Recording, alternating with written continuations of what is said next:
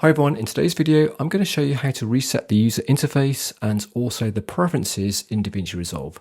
Now this is particularly useful if you're learning DaVinci Resolve as a beginner. So you're more than likely when you're a beginner in DaVinci Resolve to start changing various preferences. You might go to various windows, switch them on, switch them off, move them around and that sort of thing. And then suddenly you find your user interface is a mile away from what it was right at the beginning.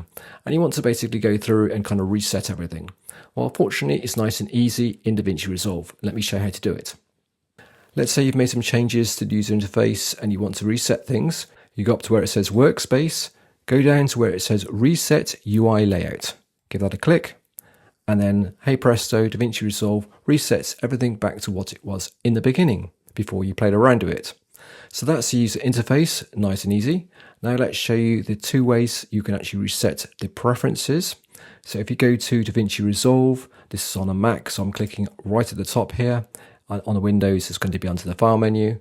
And then click on where it says Preferences. You get this box coming up here. You've got System and User. All you need to do is click the three dots on the top right. Now that's not very obvious because they're kind of hidden away, but there they go.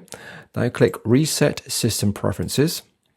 You're going to get a confirmation that's going to basically reset the next time, or basically that you can't undo the change. Hit Reset, and it's going to say it's going to use the reset settings next time you load DaVinci Resolve.